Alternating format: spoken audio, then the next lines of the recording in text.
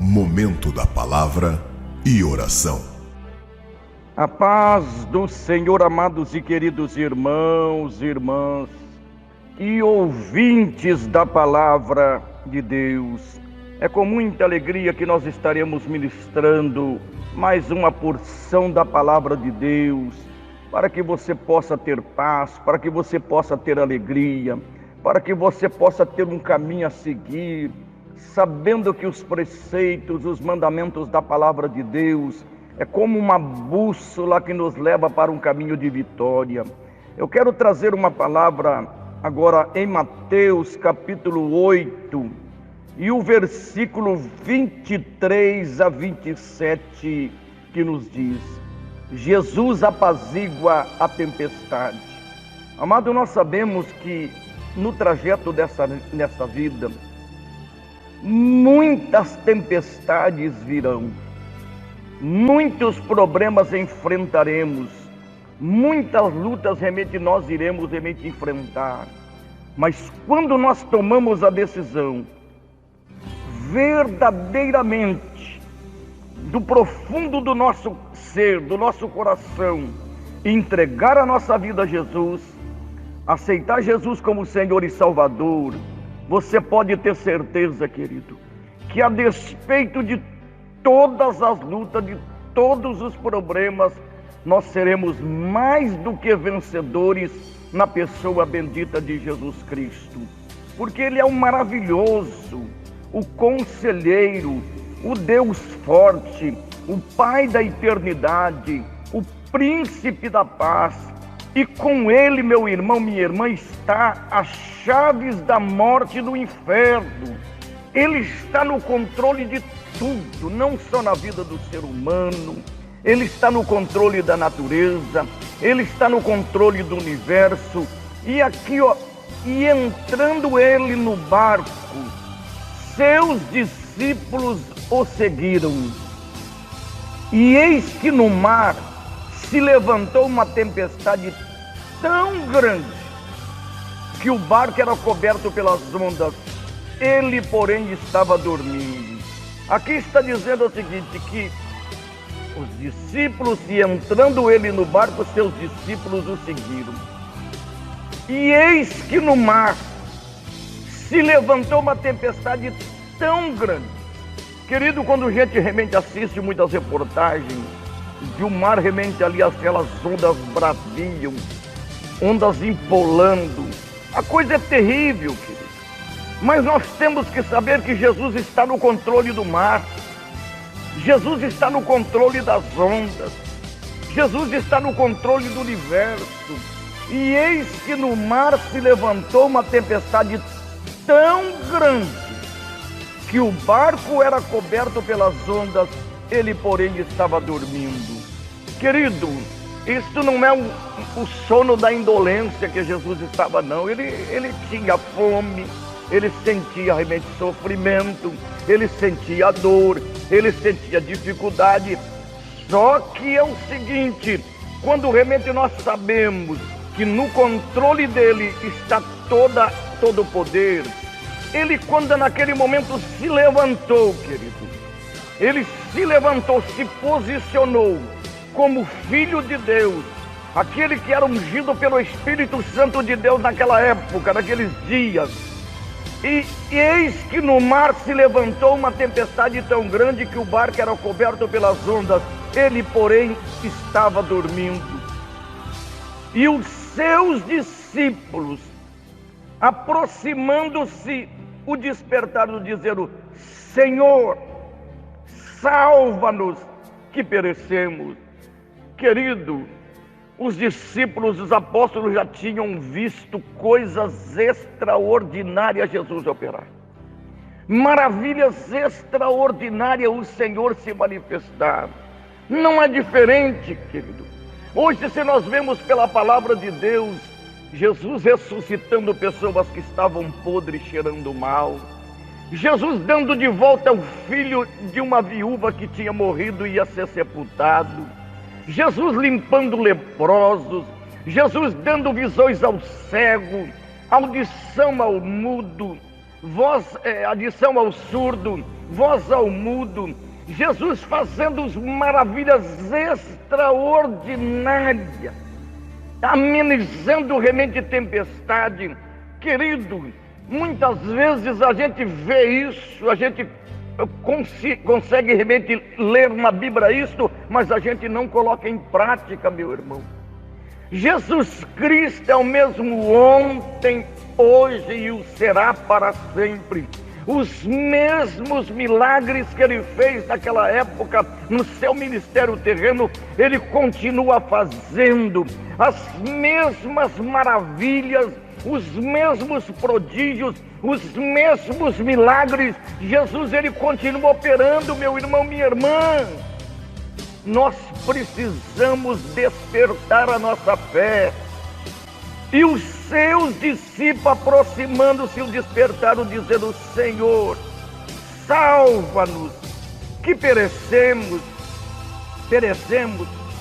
E ele disse-lhes: por que temeis, homens de pequena fé? Querido, olha o que ele está dizendo aqui. Por que vocês estão amedrontados? Por que vocês estão temendo? Porque as ondas estão subindo, porque o vento está soprando. Será que vocês não estão vendo que eu estou no barco? Será que vocês não presenciaram já milagres extraordinários que eu fiz?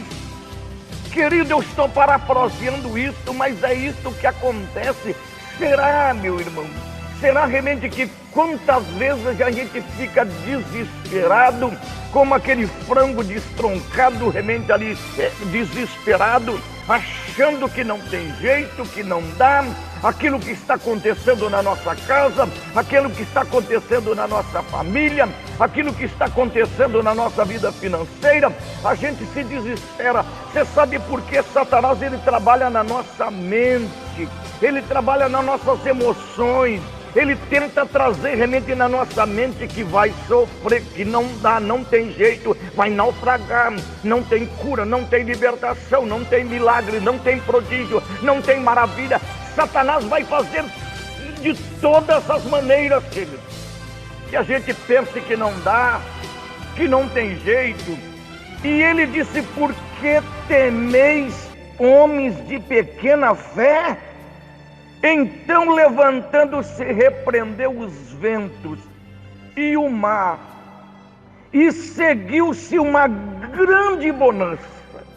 Querido, aqui era um mar normal lá que a gente estava vendo, mas nós temos também, representa a nossa vida. É um mar realmente que nós temos que atravessar. São trajetos na vida que nós temos que caminhar. Vai vir os problemas, vai vir as lutas, vai vir as dificuldades, mas eu pergunto para você: você entregou a sua vida a Jesus? Jesus está no teu barco? Ah, irmão João, está sim. Tem verdadeiramente aceitado Ele como Senhor e Salvador? Você fez uma entrega genuína mesmo da tua vida a Ele? Você verdadeiramente, irmã, eu vou na igreja. Não, querido, eu não estou falando de ir na igreja.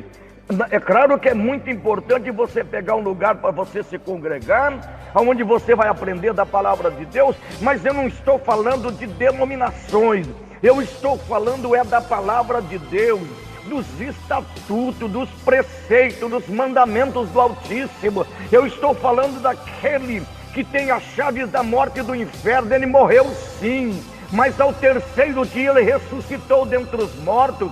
Aquele que está sentado à direita de Deus, no lugar de autoridade.